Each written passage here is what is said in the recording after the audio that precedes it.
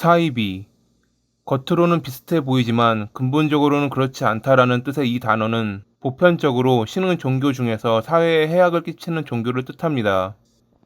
이단과 사이비를 혼동하는 경우가 있지만 이단은 배타적인 시각에서 자신의 신앙과 일치하지 않는 다른 신앙을 말하고, 사이비는 종교의 겉모습을 하고 신도들의 돈을 빼앗거나 사기를 치는 등 반사회적 행동을 하는 범죄 집단을 의미하죠.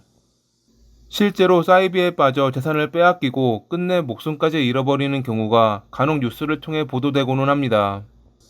사이비 종교의 지도자들은 항상 말합니다. 신이 나에게 찾아왔다. 내가 신의 대리자다. 내가 신이다. 이 말을 믿는 신도들은 그를 따르며 그가 하라는 것은 무엇이든 하려고 하죠.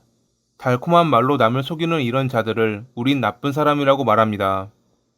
일본에서 기도사로 활동하며 자신만의 종교를 만들어 신도 6명을 재령이라는 명목으로 살해했던 사치코 역시 그런 이들 중 하나였죠.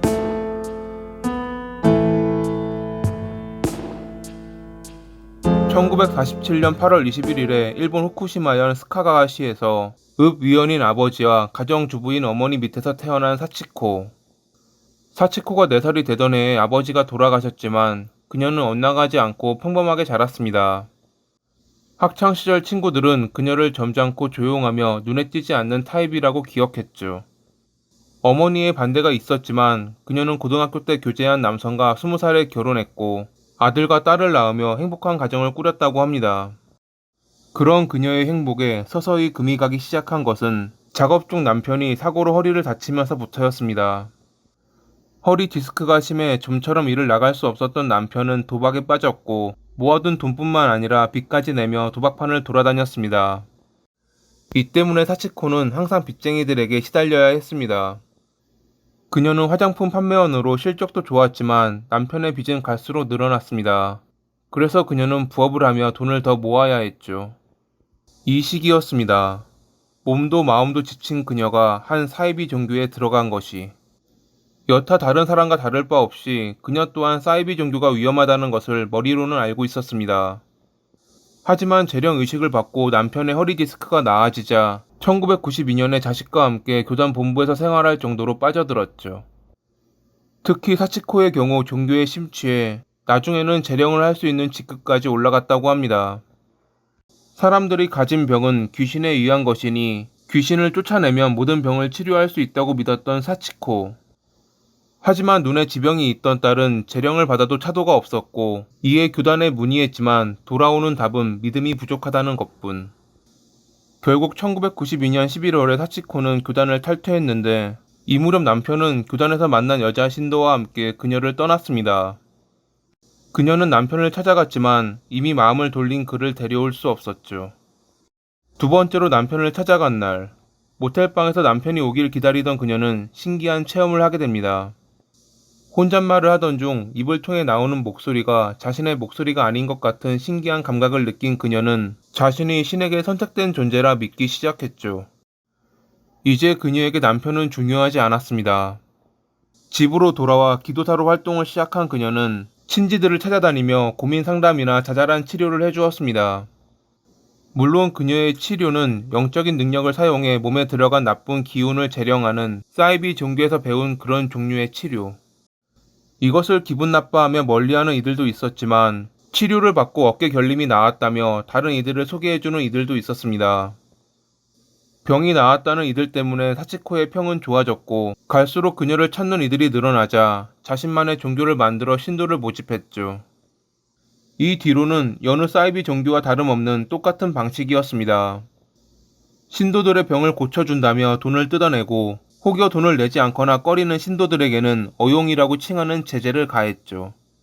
어용을 받은 신도는 반나절은 기도와 함께 해괴한 춤을 춰야 하고 나머지 반나절은 드럼스틱으로 몸을 두들겨 맞아야 했다고 합니다.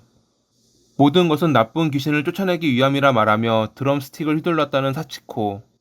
그럼에도 그녀의 재령의 효과를 봤다는 이들은 신도가 되기를 마다하지 않았습니다. 고혈압이 있던 세키네라는 여성은 사치코가 시키는 대로 약을 끊고 재령을 받은 뒤 몸이 좋아지자 같은 병으로 고생하던 언니 미키에게 그녀를 소개했습니다. 미키는 당뇨병을 가진 남편과 눈이 좋지 않았던 딸을 데려왔는데 신기하게도 사치코의 재령을 받은 뒤 병이 나았다고 합니다. 주변 사람들은 다 우연의 일치일 뿐이라고 했지만 직접 효과를 보았던 그들의 귀에는 들어오지 않았죠.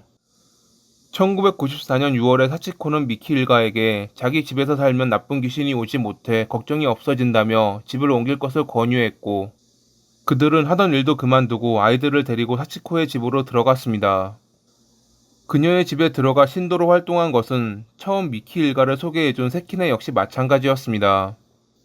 생활 비용이 늘어나는 것을 명목으로 사치코는 그들에게 많은 돈을 뜯어냈습니다. 말로는 빌리는 것이라고 했지만 그녀는 돌려줄 생각은 없었을 것입니다. 돈을 빌려줄 당시 눈살을 찌푸리는 세키네에게 여우 귀신이 씌었다는 트집을 잡고 재령을 위한 것이라며 하루 종일 이상한 춤을 추게 했으니깐요.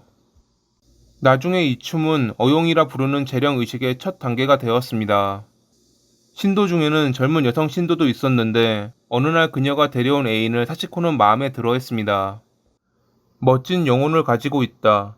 전생에 너와 나는 부부였다라며 사치코는 여성 신도의 애인을 꿰었죠.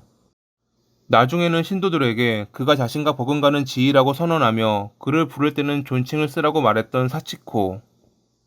애인을 빼앗긴 여성 신도는 사치코에게 반발했지만 그녀는 여성 신도에게 여우 귀신이 들어갔다며 드럼스틱으로 폭행을 가했죠. 이상한 춤, 드럼스틱을 이용한 폭행. 사치코는 이를 재령의식이라며 어용이라고 불렀습니다. 어용을 받은 여성 신도는 아버지와 상담해 그녀의 마수에서 벗어날 수 있었다고 합니다. 하지만 여전히 그녀의 집에 머무르며 그녀를 따르는 신도들은 남아 있었습니다. 어용을 받던 여성 신도가 나가자 사치코는 재령의식에 실패했다며 더 강도를 높여야겠다고 생각했죠. 그런 그녀의 첫 타깃이 된 것은 처음 그녀에게 치료를 받고 다른 이들을 소개해줬지만 돈을 빌려줄 당시 눈살을 찌푸려 미움을 샀던 세키네였습니다. 사소한 이유로 시작된 어용은 갈수록 악랄해져 세키네는 물도 마시지 못하고 화장실 또한 가는 것을 제한받았습니다. 그녀가 유일하게 쉴 수 있었던 시간은 하루에 한 번 제공되는 식사 시간뿐. 나머지는 어용이라는 말로 포장된 고문을 받아야 했죠. 결국 이를 견디다 못한 세키네는 1995년 1월 25일에 사망했습니다. 하지만 사치코는 그녀가 죽은 것이 아니고 모든 것은 신께서 정하신 일이라며 시간이 지나면 그녀의 영혼이 정화돼 살아날 것이라 주장했습니다. 그날 어용을 받던 또 다른 신도 역시 사망했지만 그녀는 여전히 영혼이 정화되며 살아날 것이라며 신도들을 안심시켰습니다. 그녀의 어용은 그해 6월까지 계속됐습니다. 그 사이 총 6명의 신도가 사망했지만 그녀는 멈출 기미를 보이지 않았죠. 그녀의 모든 만행이 세상에 알려진 것은 그해 6월 말. 연락이 끊긴 딸과 손자를 찾아 사치코의 집에 찾아간 한 여성은 온몸이 부어올라 피와 고름 범벅이 된 손자를 발견했습니다. 손자를 데려가려는 여성을 신도들은 재령의식을 방해하지 말라고 말렸지만 그녀는 함께 장을 보고 오겠다는 핑계로 탈출할 수 있었죠. 그렇게 구사일생으로 치료받고 정신을 차린 손자는 사치코의 집에 많은 시체가 있다고 알렸고 7월 5일에 신고를 받고 출동한 경찰에 의해 그녀는 체포됐습니다.